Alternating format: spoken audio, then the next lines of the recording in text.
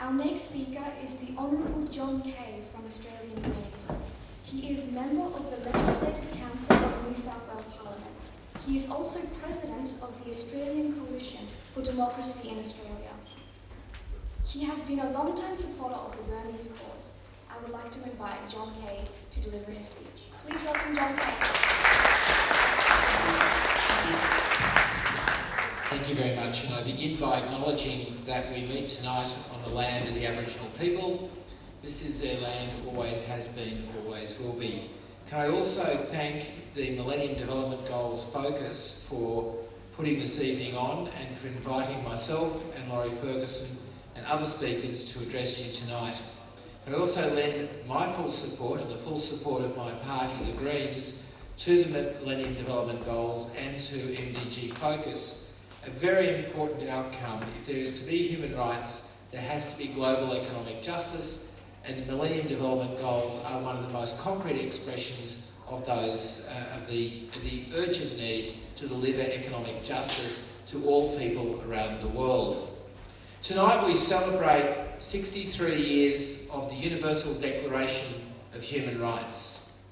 We celebrate one of the finest achievements of humanity, the expression, the commitment of most nations around the world to respecting, valuing and enhancing human rights. But we also express our anger, our sorrow and our outrage at the systematic violation of human rights in Syria, in Iran, in West Papua, in Palestine and in Burma. We stand today in a planet where too many countries take the Universal Declaration of Human Rights and comprehensively ignore it. We stand on a planet where too many countries deny the importance of democracy, deny the idea that there can be human rights without democracy. The reality remains that human rights, when they're given, mean nothing. Human rights, when they are part of a democratic system, human rights when they are guaranteed by the ballot box, when they are guaranteed by the universal right to freedom of political expression and freedom of speech, that is the only way to guarantee that there will be human rights. On a planet where the loss of human rights stands as a tragedy not just for those who lose it, but for all of us. Because it is a universal and absolute declaration. Absolute because there can be no excuses. There can be no idea that suddenly there is a threat to national security. There is a threat to national integrity. Therefore, we have to deny human rights. Human rights, by the Declaration and by their intrinsic value for all humanity, stand above the ideas of national borders and national sovereignty. They stand above the idea that they can be compromised by politicians seeking a quick outcome, seeking to manipulate their population, seeking to terrorise their population. But above all else, human rights are universal. The universal is a guarantee for every human being, not just those lucky enough to live in multi-countries, but they stand as a guarantee for all individuals. But more than that, they stand as a duty for all of us.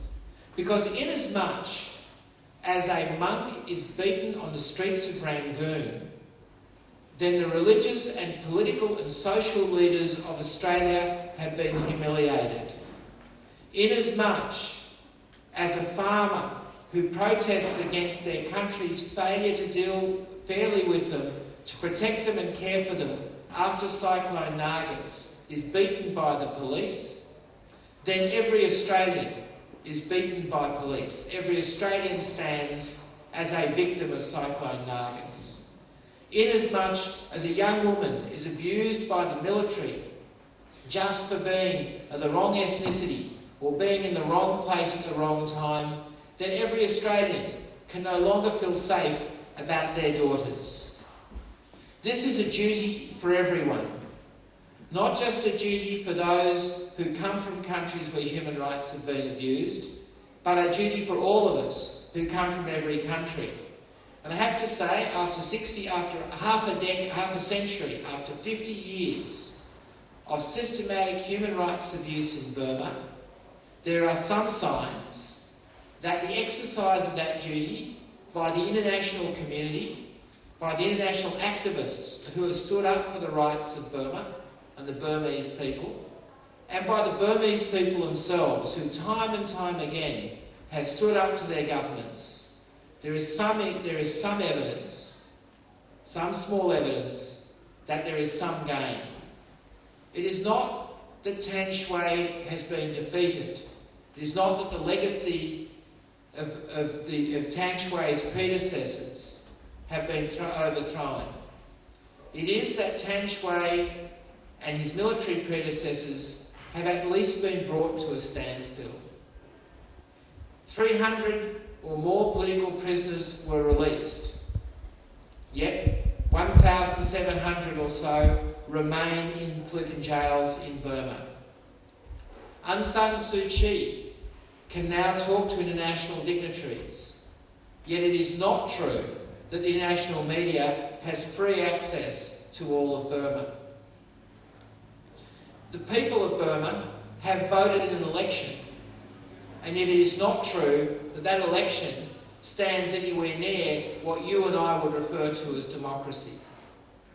There is now a stream of international dignitaries visiting Burma and commenting on Burma. Yet it is not true that the people of Burma are getting access to the aid that they desperately need to rebuild their lives after half a century of economic depredations brought about by an incompetent, vicious and nasty military dictatorship. It is true that there is some idea of a free press in Burma, but that free press is not guaranteed by the Constitution, is not guaranteed by the political process. It is given purely and simply by the whim and the pleasure and the courtesy of the military leaders of Burma today. We stand in a complex place in Burma, a place that is actually hard for people outside Burma to understand. Is this the beginning of democracy, or is this just window dressing? Is this a genuine change of direction by the military towards freeing up their control over Burma, or is it just a play to receive a better treatment at the hands of the international community? Well, I have to say, when I look at what's happening in the Kachin state, after 17 years of relative peace, the war that is being waged by the Burmese military against the Kachin people, the troops that stand on the outside of Lisa today, ready to go in, the 30,000 people who have been displaced, who are part of the 170,000 internally displaced people in Burma today because of Burmese military action. When I look at the 1,700 political prisoners who remain in prison in Burma being treated appallingly, when I look at the humiliation and the ongoing harassment of the 300 or so who have been released from prison, when I look at the almost complete block on aid getting into Burma, international aid getting into Burma, particularly into the ravaged, war-torn areas in the ethnic states, it is very hard to say that Burma has made genuine progress. We say, the international community, Australians, the Greens, the Labor Party, all people of goodwill throughout Australia, throughout the world, say to the Burmese military, say to the President, and say to the Speakers of the upper and lower houses, and to the Prime Ministers of the states, we say to them, words are cheap. Human rights are fundamental. Do not think for 1 minute that we will be fooled by anything you say. We will only judge you, not just on your actions, but on your movement to make sure that human rights and democracy are sewn into the very fabric of the Burmese constitution, the very fabric of Burmese society. A very first step of action, not words, would be to free the political prisoners, all 1,700 of them, and to stop harassing those who have already been freed. To allow cross-Burma aid, not just to the Kachin, but into all areas of Burma, to make sure that people begin to have the opportunity to rebuild their lives, to begin to allow genuine debate and to allow the National League for Democracy and the other democratic parties and the parties representing the ethnic states to genuinely participate in the democratic life of Burma, not just a show participation, but a genuine participation. And to begin the process of national reconciliation. Those steps, if they are taken, will convince the international community, they will convince the political parties in Australia, and they will convince the Burmese communities around the world that this is not just window dressing.